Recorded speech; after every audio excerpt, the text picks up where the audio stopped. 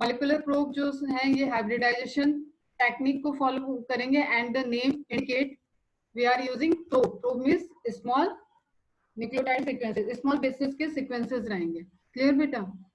ठीक है, कॉम्प्लीमेंट्री होंगे टारगेटेड डीएनए या आरएनए मॉलिक्यूल से। Clear?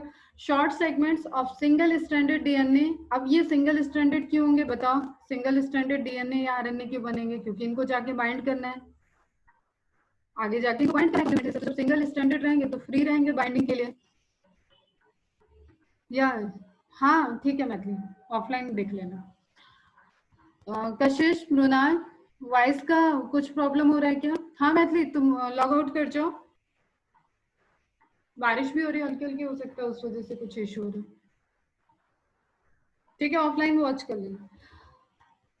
Short segments of single stranded DNA attach to a radioactive और फ्लोरेसेंट मार्कर। अब आपको ये कैसे देखना है कि ट्रेस एलिमेंट की तरह, इट इज ट्रेशर। जैसे मैं जीपीएस टेक्नोलॉजी हम लोग मोबाइल में आजकल यूज कर रहे हैं, हम किधर से किधर मूव कर रहे हैं, अगर हमने व्हाट्सएप पे लोकेशन शेयर कर दिया तो कोई भी हमें उस लोकेशन से ट्रेस कर सकता है। सेम वे में हमने एक डीएनए इंसर्ट किया और उसको फ्लोरेसेंट मार्कर या रेडियो एक्टिव मार्कर से उसको प्रोब को यूज किया हुआ है, इनकॉर्पोरेट करा रखा है, तो वो जहां भी जाएगा उसको हम टेस्ट कर सकते हैं।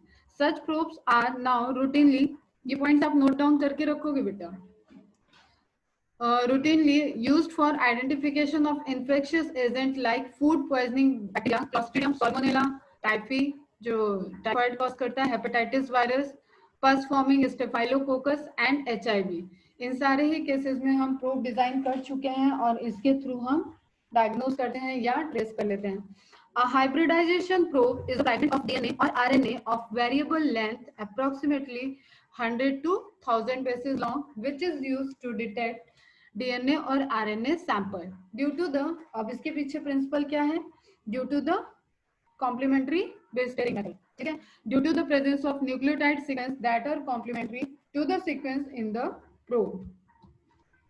जहां पे कॉम्प्लीमेंट्री होगा वहां वो जाके बाइंड कर जाएगा और हमारा ट्रेस हो जाएगा, और अमाउंट कितना कहाँ पे वो सारी चीजें डिटेक्ट कर लेंगे उसको, उसके जो रीडर होते हैं वहां पे। The probe thereby hybridized to single-stranded nucleic acid, whose base sequence allows probe target base pairing due to complementarities between the probe and the target.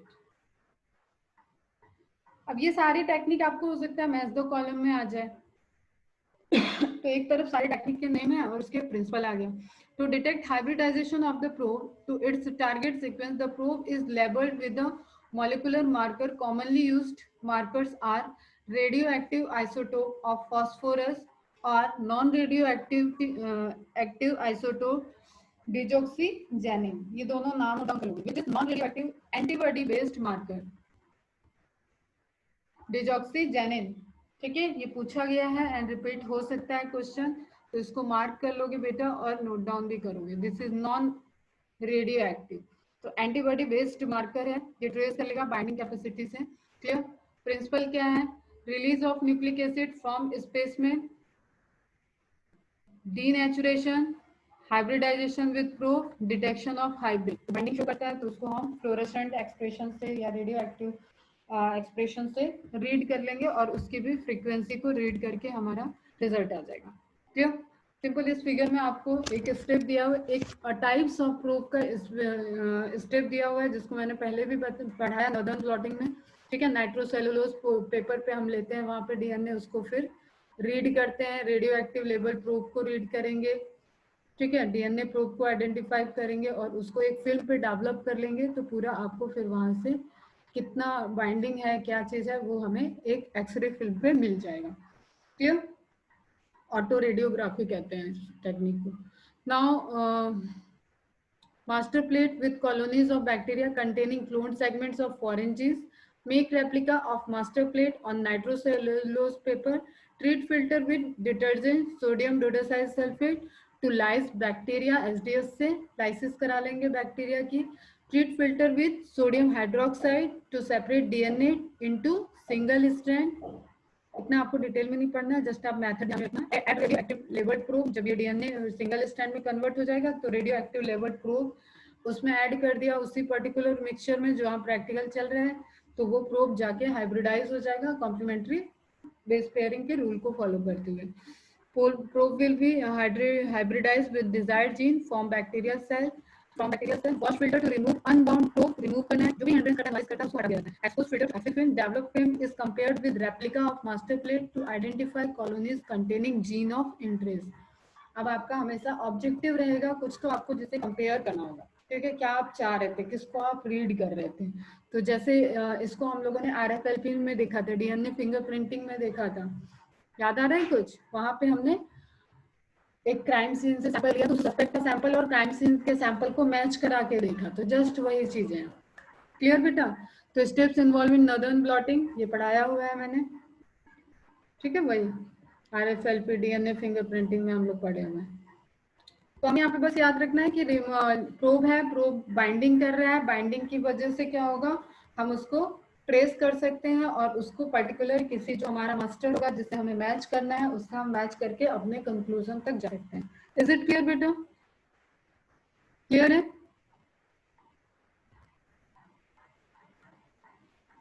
Southern blotting northern blotting सब प्रिंसिपल एक ही होता है बेटा। Western blotting अलग अलग DNA के लिए southern blotting होता है, वेस्टर्न ब्लॉटिंग तुम्हारा इसके लिए हो जाता है प्रोटीन के लिए, नॉर्दर्न ब्लॉटिंग तुम्हारा RNA के लिए हो जाता है। जस्ट प्रिंसिपल एक ही होता है, ठीक है बच्चों, समझ में आ गया यहाँ तक? अब नेक्स्ट हमारा जो टॉपिक है that is transgenic animal. Molecular diagnosis complete हो गया है, नेक्स्ट है ट्रांसजेनिक एनिमल, इसके बाद लास्ट टॉपिक रहेगा एथिकल इश्यूज। यहाँ तक किसी को कोई डाउट?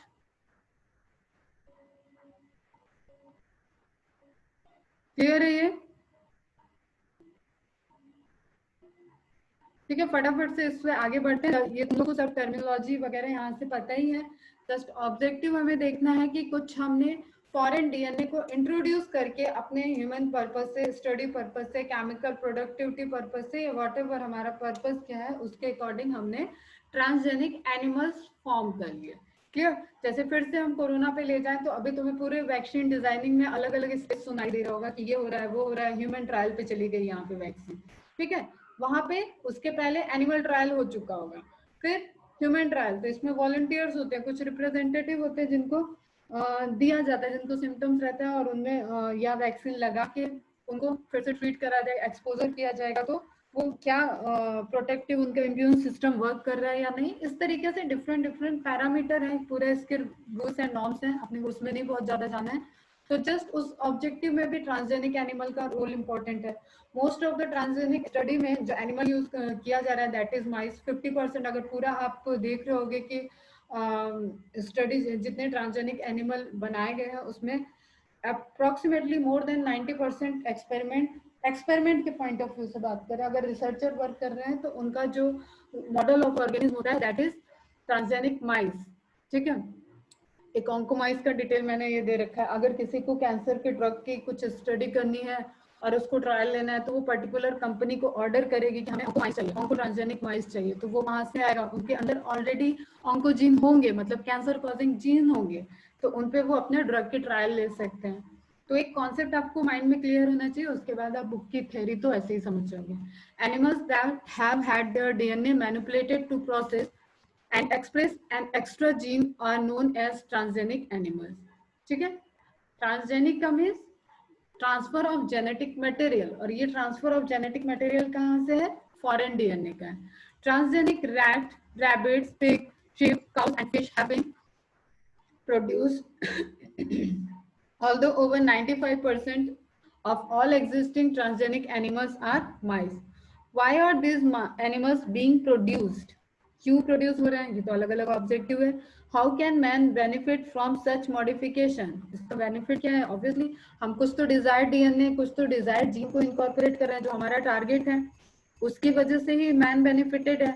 अगर जस्ट हम ये ह्यूमन ट्रायल वाली बात करें तो पहले कैसे होता था कि आप बंदर पे ट्राई कर रहे हो, आप बहुत नंबर ऑफ ऑर्गेनिज्म आपको किल करने पड़ते थे, बहुत ज्यादा, ठीक है, और वो कहीं ना कहीं हमारे से उनके जीन अलग हैं। जब हम ट्रांसजेनिक बनाए एनिमल और उन पे हम ट्रायल स्टार्ट किए तो अब ये रैबिट, ये रैट, ये पिग, ये शिप, ये काउस, इनके पास क्या है?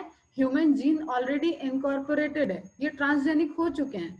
अब इनके पास हमारे अब वो ट्रांसजेनिक का आपका पर्पस अलग अलग हो सकता है, आपने क्या इंसर्ट किया। जैसे सबको ग्रोथ हार्मोन इंसर्ट करके सबसे पहला ट्रांसजेनिक काउ बनाया गया था, तो मतलब क्या ऑब्जेक्टिव है माइस में किया गया था, और माइस का जायंट ग्रोथ देखा गया, एकदम रैबिट के साइज का माइस ग्रोथ हुआ। तो ये सारी चीजें आपके ऑब्जेक्टिव पे डिपेंड करेगी कि आप किस ऑब्जेक्टिव से ट्रांसजेनिक एनिमल बना रहे हो। एक हम सिंपल आइडिया दे रहे हैं कि हमने टेस्टिंग के लिए यूज किया, तो ऑब्वियसली अब ह्यूमन बेनिफिटेड है, उसको बहुत सारे एनिमल नहीं मारने पड़ रहे हैं, बहुत लंबा ट्रायल नहीं करना पड़ रहा है। आज 1 साल में ही वैक्सीन आने की बात हो रही है, पहले 15-15 साल लग जाते थे किसी डिजीज का वैक्सीन बनाने में, ठीक है। तो ये सब बेनिफिट्स हैं। Let us try and explore some of the common reasons.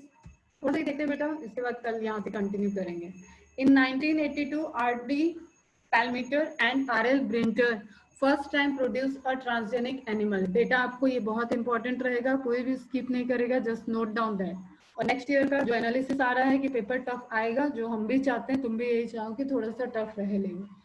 तो आप ये सारे पॉइंट को, एक्स्ट्रा पॉइंट जो आप लिखते हो ना, इसको भी ध्यान रखना है। They introduce human growth hormone genes in mices. इसमें आपको अलग अलग इंफॉर्मेशन मिलेगी, तो भी आपको इस इंफॉर्मेशन पे जाना है। ह्यूमन ग्रोथ हार्मोन को ही इंट्रोड्यूस किया था उन्होंने। For this they use recombinant BR plasmid. BR plasmid you know क्या होता है, बताना आज व्हाट्सएप करना। मैच्योर एग फ्रॉम एडल्ट ऑस्फॉर recovered and fertilised with sperm in vitro. ठीक है, एग लिया, स्पर्म लिया, उसको इन विट्रो लेबोरेटरी में फर्टिलाइज कर लिया। Immediately the fertilized egg was micro injected with recombinant plasmid. ये जो आपका प्लाज्मिड था, ये उसमें फर्टिलाइज्ड एग मीन्स बेटा क्या है, ये जाइगोट। एक एक चीज को समझो अच्छे से। जाइगोट में उन्होंने रिकॉम्बिनेंट प्लाज्मिड को इनकॉर्पोरेट कर दिया। The foreign gene combines with the normal genome, वो रिपीट करता रहेगा, डिवाइड करता रहेगा, और एक बार में फॉरेन जीन क्या हो जाएगा, नॉर्मल जीनोम से इनकॉर्पोरेट कर जाएगा फिर, ठीक है, एक टाइम के बाद।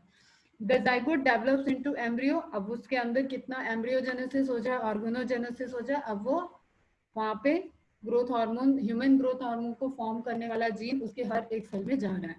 Each cell of embryo contains foreign gene.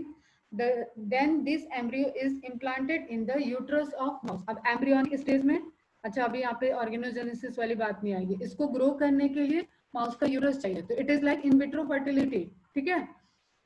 Embryonic development में ही फ्यूजन करा दिया, फ्यूजन के बाद मतलब इन विट्रो फ्यूजन करा दिया गया, फर्टिलाइज एग में रिकॉम्बिनेंट प्लाज्मिड को माइक्रो इंजेक्ट कर दिया गया और उसको डेवलप कराया, इतनी कॉलोनीज बनाई कि वो नॉर्मल जीनोम में इनकॉर्पोरेट हो गया है। उससे रिजल्टेंट दिख रहा होगा हमें वहां पे, ग्रो होते हैं ब्लास्टुला ब्लास्टोमेयर स्टेज तक वो ग्रो किया। अब उसको इम्प्लांट कर दिया गया माउस के यूट्रस में, अब वो नेचुरल प्रोसेस से वहां ग्रो कर जाएगा।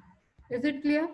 After a proper gestation period, जो भी उसका प्रेगनेंसी टाइम है, उस टाइम को कंप्लीट करके, ठीक है, उसकी प्रोजेनी जो आएगी that is transgenic progeny, transgenic offspring. These mice are known as transgenic mice. These are extremely larger than normal mice. Animals that have had their DNA manipulated to possess the express and extra foreign gene are known as transgenic animals. आप ये definition note कर लोगे बेटा, आपको subjective में काम आएगा। Transgenic rat, rabbit, pig, sheep, cows and fish have been produced, although over 50% of all existing transgenic animals are mice. Study में approximately more than 90% and production में approximately 50% mice आपके ट्रांसजेनिक हैं। क्लियर है यहाँ तक? ठीक है।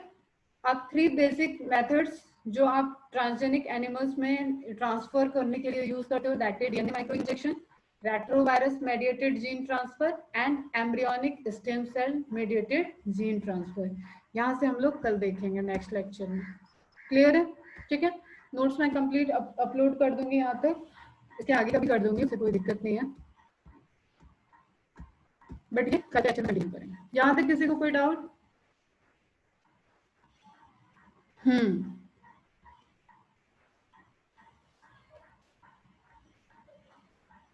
क्लियर है बेटा? फास्ट रिप्लाई करो,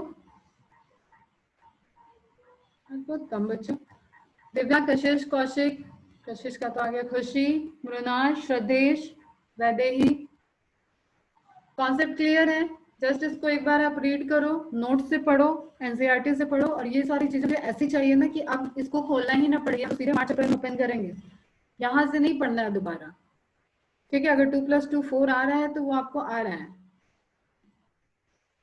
चलो bye bye, take care, good day. कोई डाउट हो पूछ लेना, आज का इसको क्लियर रखना।